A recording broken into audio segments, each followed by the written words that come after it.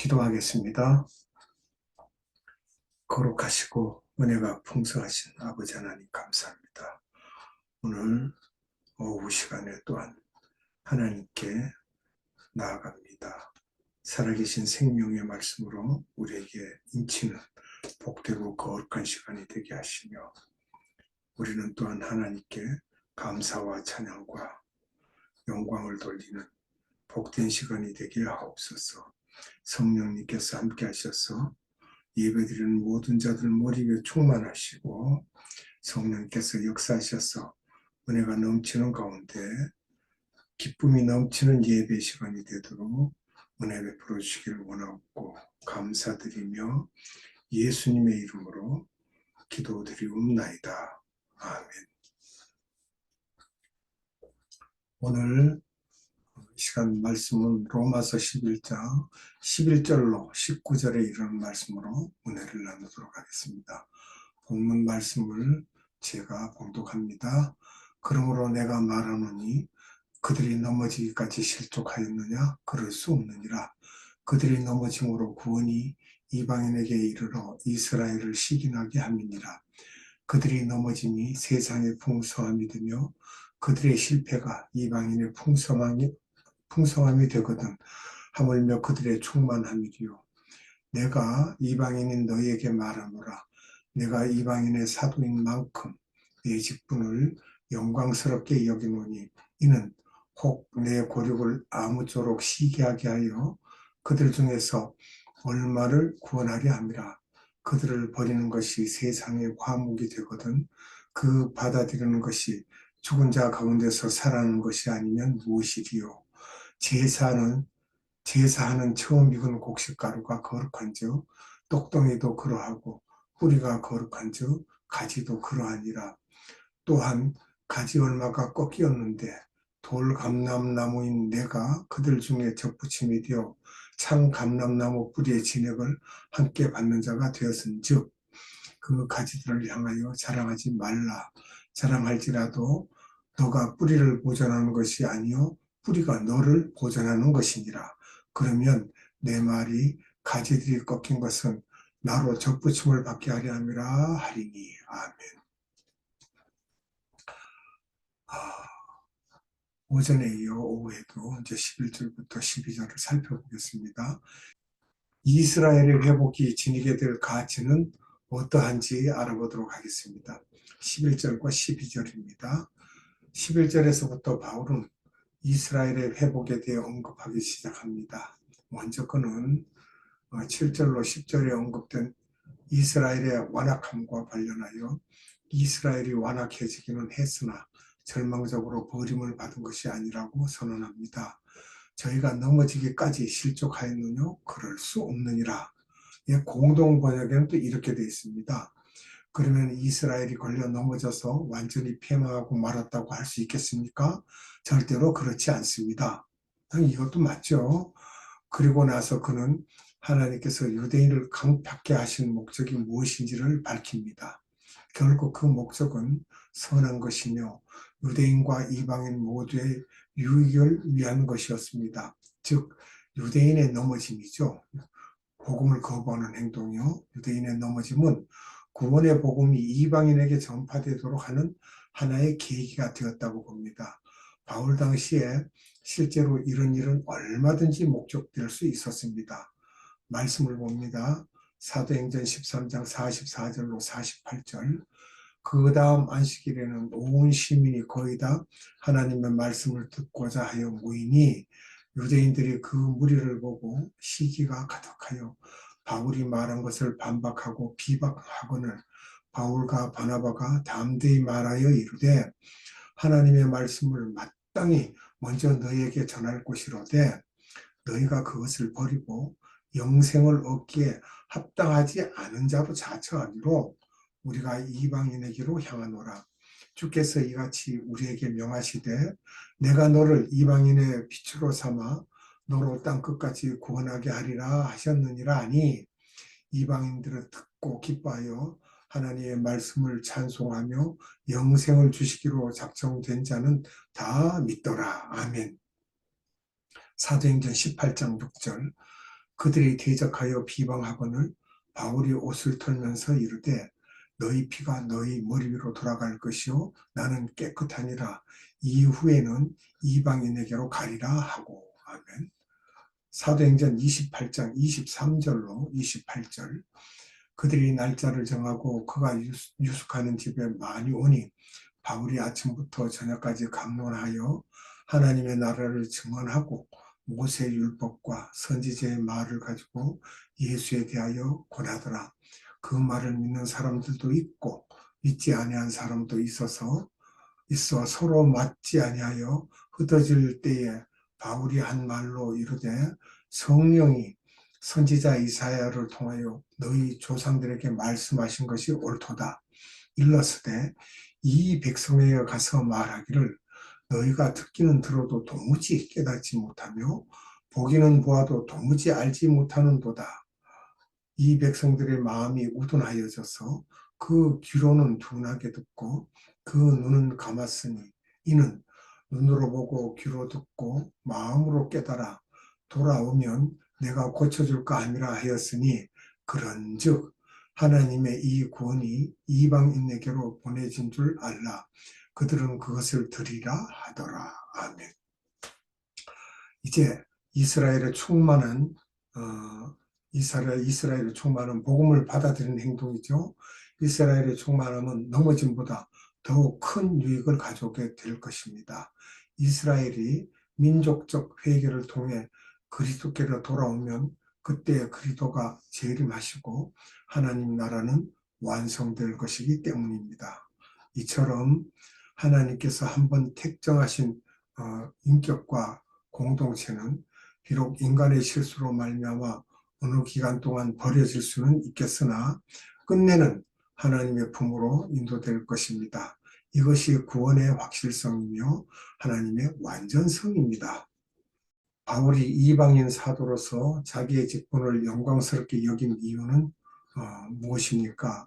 13절에서 14절에 이르기까지입니다. 바울이 이방인의 사도라는 자기 직분을 로마서 15장 16절에 기록되어 있죠.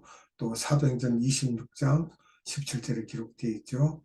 자기의 직분을 영광스럽게 여긴 이유 중 한 가지는 그 직분을 잘 수행함으로 말미암아 적은 수이지만 자기의 동족 유대인을 구원시킬 수 있었기 때문입니다. 그러면 이방인의 사도라는 말씀을 찾아봅니다. 로마서 15장 16절.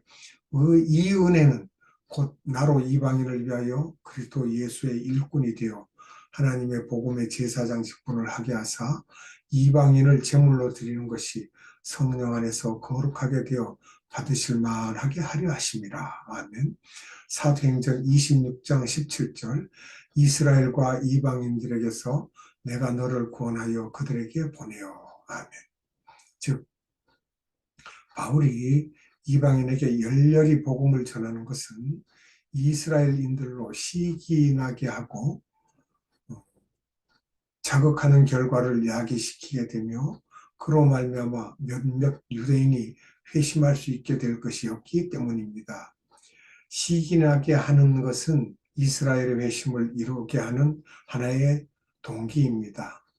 11절을 보면 여기서 시기라고 하는 것은 행복하고 풍요한 삶에 대한 부러움을 뜻하는 말로 이해가 됩니다.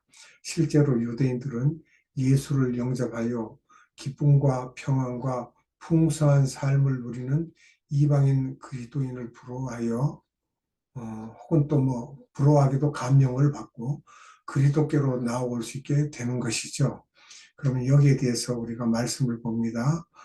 요한복음 16장 22절. 지금은 너희가 근심하나 내가 다시 너희를 보리니 너희 마음이 기쁠 것이요 너희 기쁨을 빼앗을 자가 없으리라. 아멘. 요한복음 14장 27절. 평안을 너희에게 끼치노니 곧 나의 평안을 너희에게 주노라. 내가 너희에게 주는 것은 세상이 주는 것과 같지 아니하니라. 너희는 마음에 근심하지도 말고 두려워하지도 말라. 요한복음 10장 10절. 도둑이 오는 것은 도둑질하고 죽이고 멸망시키려는 것뿐이요 내가 온 것은 양으로 생명을 얻게 하고 더 풍성히 얻게 하려는 것이라. 아멘. 여기에서 다시금 동족을 향해 바울의 진실한 사랑과 깊은 관심이 나타나고 있습니다. 로마서 9장 2절로 3절을 봅니다. 내가 그리스도 안에서 참말을 하고 거짓말을 아니하노라. 나에게 큰 근심이 있는 것과 마음에 그치지 않는 고통이 있는 것을 내 양심이 성령 안에서 나와 더불어 증언하노니 나의 형제 곧 고륙의 친척을 위하여 내 자신이 저주를 받아 그리스도에게서 끊어질지라도 원하는 바로라. 아멘. 로마서 10장 1절 형제들아 내 마음에 원하는 바와 하나님께 구하는 바는 이스라엘을 위함이니 곧 그들로 구원을 받게 함이라. 아멘. 이러한 사랑과 관심이 바로 바울로 하여금 자기의 직분과 사명을 영광스럽게 여기도록 했고 그로 말미암은 열정적인 바울의 소명감이 위대한 선교사의 생애를 가능하게 했습니다. 그러면 고린도전서 9장 16절과 22절을 보도록 합니다. 내가 복음을 전할지라도 자랑할 것이 없음은 내가 부득불 할 일임이라. 만일 복음을 전하지 아니하면 내게 화가 있을 것이로다. 약한 자들에게 내가 약한 자와 같이 된 것은 약한 자들을 얻고자 하며 내가 여러 사람에게 여러 모습이 된 것은 아무쪼록 몇 사람이라도 구원하고자 함이니. 아멘. 고린도 후서 9장 15절 말할 수 없는 그의 은사로 말미암아 하나님께 감사하노라. 아멘. 그런데 오늘날 우리 주변에는 이와는 대조적으로 소명감이 결여된 사역자들이 적지 않습니다.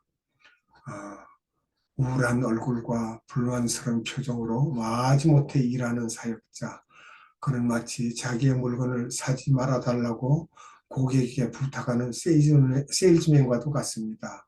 그러니까 고객에게 반대되는 행동을 하고 있는 것과 같은 모습이다 이 말이죠. 바울은 유대인들의 회심을 어떤 비유를 사용하고 설명하고 있습니까? 15절과 16절을 살펴봅니다. 바울은 유대인의 회심에 대하여 두 가지 비유로서 설명하고 있습니다. 즉 그는 유대인의 회심에 대하여 첫째, 죽은 자 가운데서 다시 사는 부활로 비유했으며 15절에 있죠. 둘째, 제사하는 처음 익은 곡식 가루를 따라 떡덩이가 거룩하여지고 뿌리를 따라 가지도 거룩하여지는 것으로 비유하였죠. 16절에 있는 내용입니다. 먼저 유대인의 회심은 세상의 화목을 위해 버림받아 되었다가 다시 받아들여지는 것이니만큼 부활에 비유될 수 있습니다. 이것은 유대인의 심령 속에서 이루어지는 극적인 변화입니다. 우리는 이러한 예를 복음의 회방자였다가 복음의 사도로 변신한 바울에게서 찾을 수 있습니다. 전에는 그리스도인을 미워하다가 극적인 회개를 통해 변화된 한 유대인은 다음과 같이 고백하였습니다. 밤이 낮으로 바뀌는 것은 큰 변화이다. 그러나 나의 심령으로 경험한 변화는 그보다 더욱 큰 변화였다. 굉장한 변화죠. 밤이 낮으로 바뀌는 것보다 더 큰 변화라는 것입니다. 심령의 그 경험한 변화는요. 다음으로 유대인의 회심은 거룩해지는 것입니다. 구별되어지는 것이라는 의미에서 떡덩이와 가지에 비유됩니다.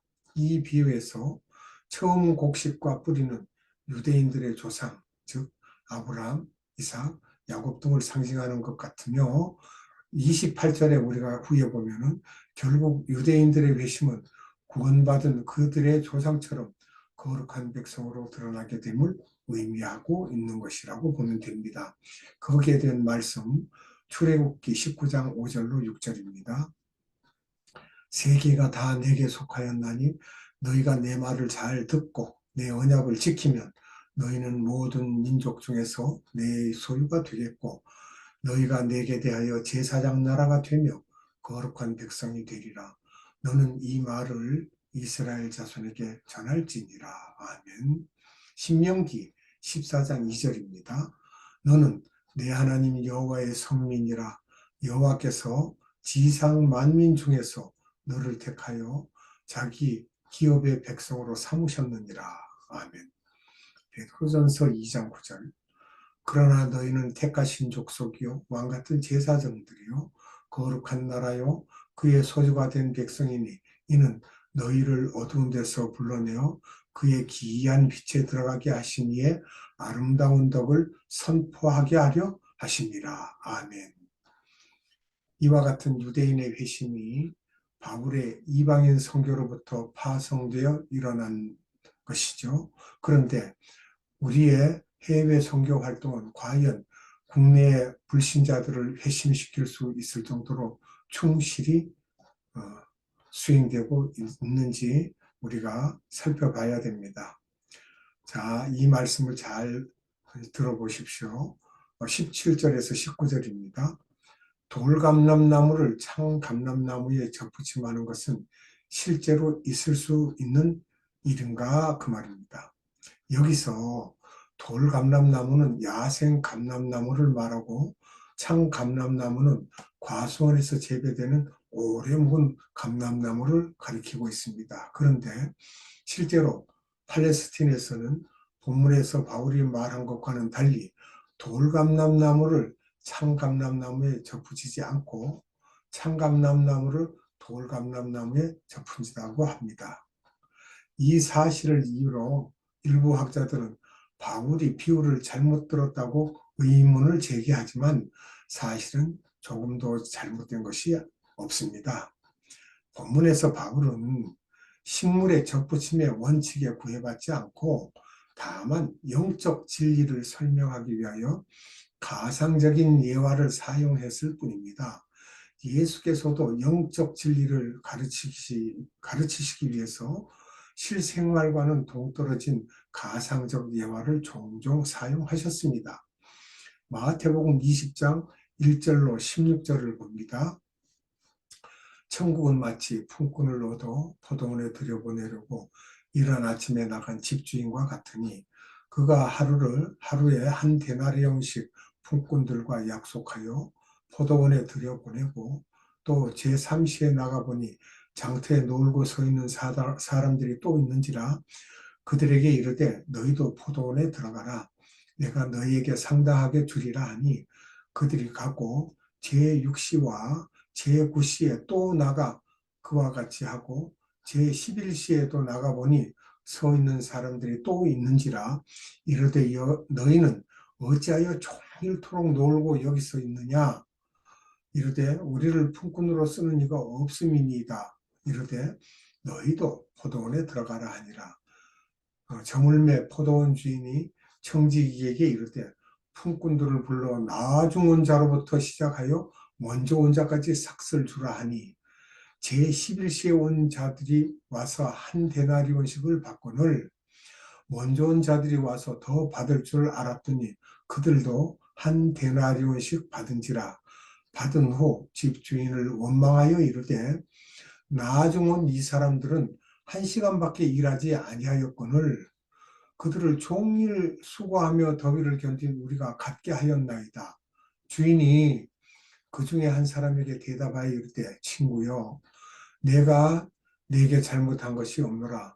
너가 나와 한 데나리온의 약속을 하지 아니하였느냐. 네 것이나 가지고 가라. 나중 온 이 사람에게 너와 같이 주는 것이 내 뜻이라. 내 것을 가지고 내 뜻대로 할 것이 아니냐. 내가 선함으로 너가 악하게 보느냐? 이와 같이 나중된 자로서 먼저 되고 먼저 된 자로서 나중되리라. 아멘.